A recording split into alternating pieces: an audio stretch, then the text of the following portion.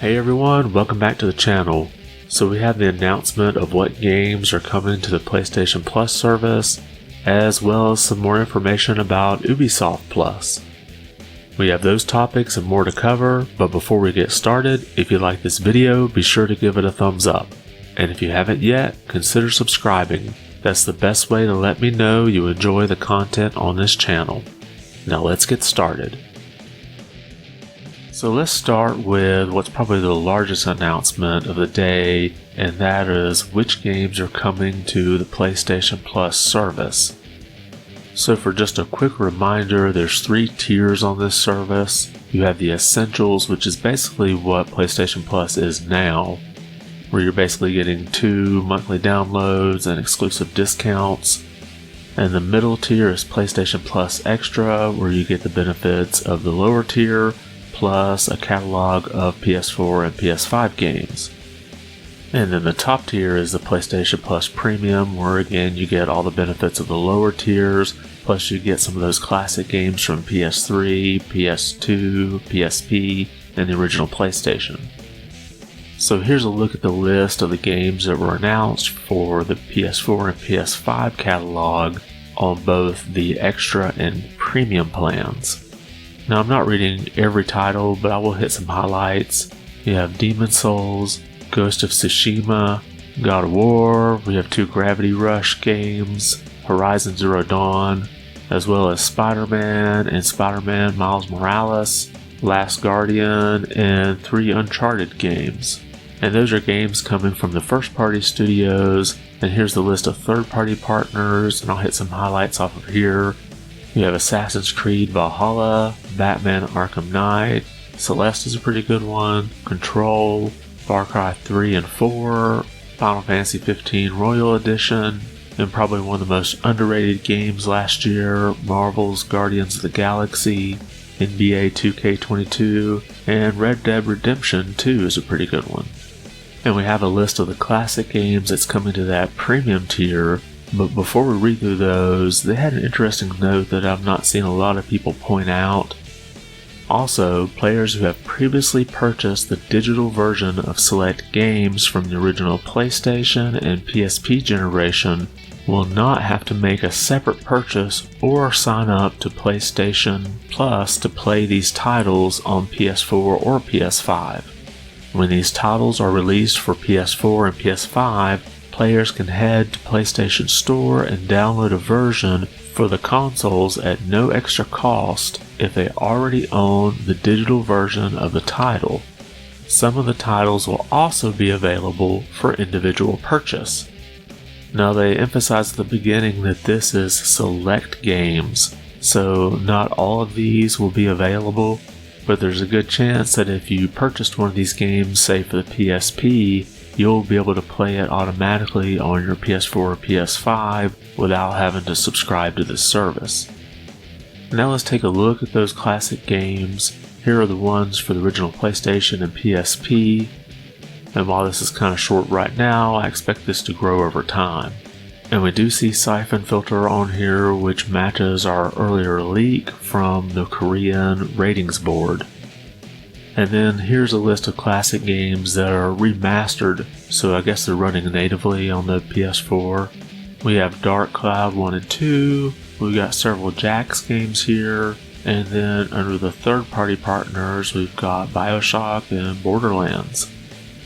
And if we take a look at original PS3 games via streaming, and this again is only on the premium plan, we have quite a few here from PlayStation Studios, including Demon's Souls, 3 Infamous games, we got 2 MotorStorm games, 3 Ratchet & Clank games, and if we look at third-party partners, you can see Castlevania Lords of the Shadow 2, Devil May Cry, HD Collection, and then Red Dead Redemption and Dead Nightmare at the bottom. They also provided us with a list of the first trials that they're going to have on the premium plan. Now these are going to be for 2 hours for most titles, and we have 6 titles here, which includes Uncharted Legacy of Thieves Collection.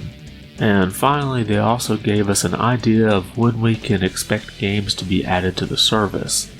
For PlayStation Plus Essential, a monthly refresh will occur on the first Tuesday of the month for the PlayStation Plus Essential plan, with new PlayStation 4 and PlayStation 5 games added to the service, same as what PlayStation Plus members get today. And then for PlayStation Extra and Premium, an additional monthly refresh will occur in the middle of each month, with new games across the PlayStation Plus Extra and Premium plans. The number of games refreshed will vary per month. So that's a whole lot to digest right now. If you want to look at this list in more detail, I do have the links in the description to the PlayStation blog site where all these announcements were made. And there's definitely a lot of great titles here to check out.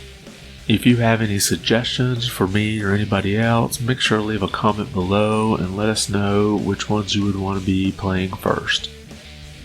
Next, while Sony made an announcement of what's coming to PlayStation Plus, we also have an announcement of what's coming to Ubisoft Plus. Now, if you remember back in January, Ubisoft announced Ubisoft Plus subscription service would be coming to the Xbox, but we don't have a release date yet. However, we do have this announcement from news.ubisoft.com. Ubisoft Plus coming to PlayStation. Ubisoft Plus will come to PlayStation in the future, bringing access to more than 100 titles, additional content packs, and rewards to the platform.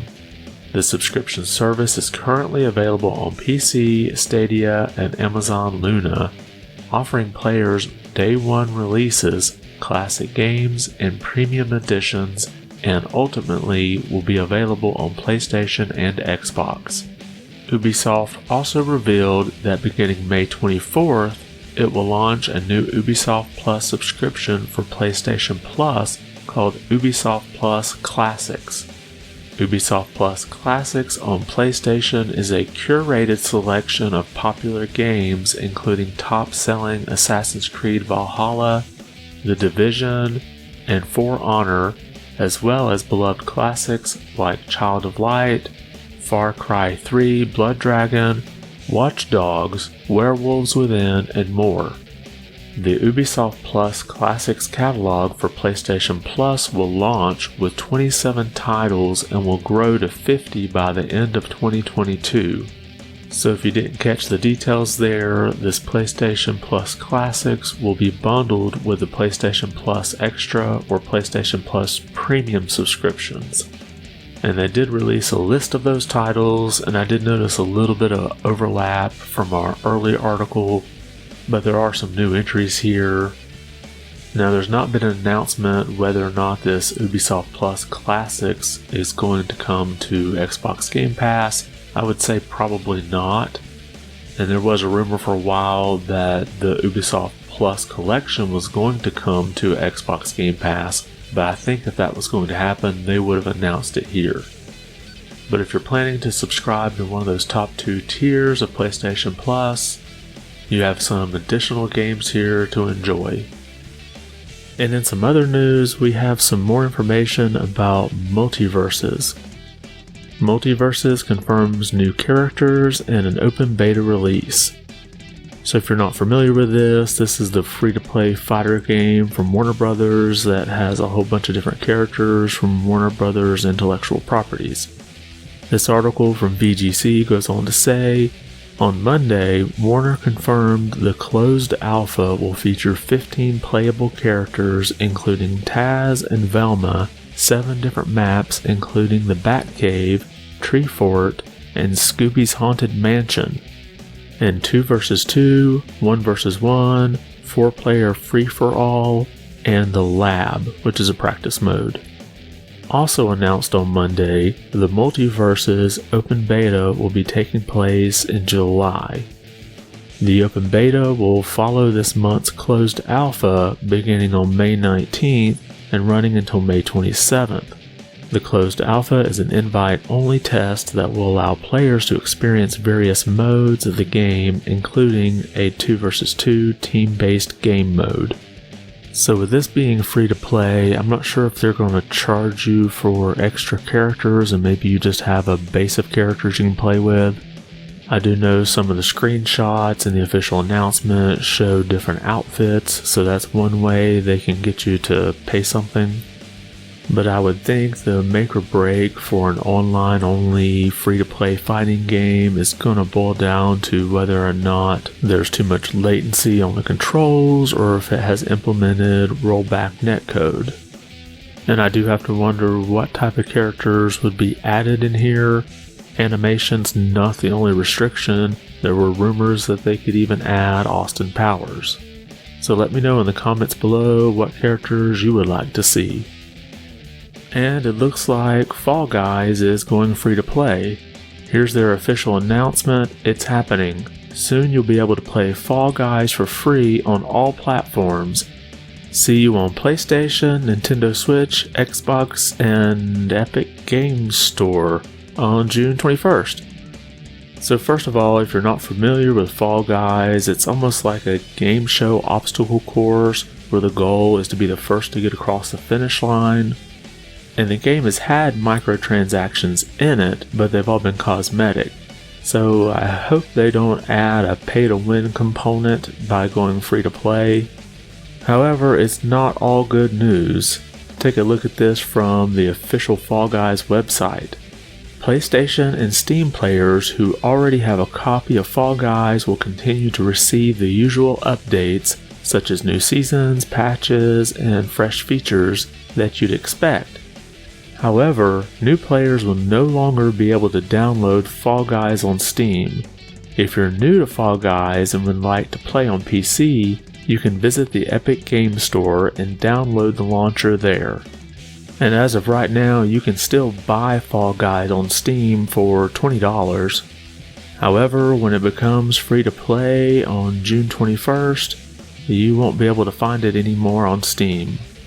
So if I was to take a guess as to why they're dropping Steam, I imagine it has to do with going free to play. See, Steam will take up to 30% cut on the microtransactions, where the Epic Game Store takes 12%. So I think that most people that just really love the game and already bought it are probably okay because they're going to be able to continue to play it on Steam. However, if you're a person that just absolutely must play this game and will not run the Epic Games Store launcher, go ahead and buy it for $20 on Steam while you've got the chance.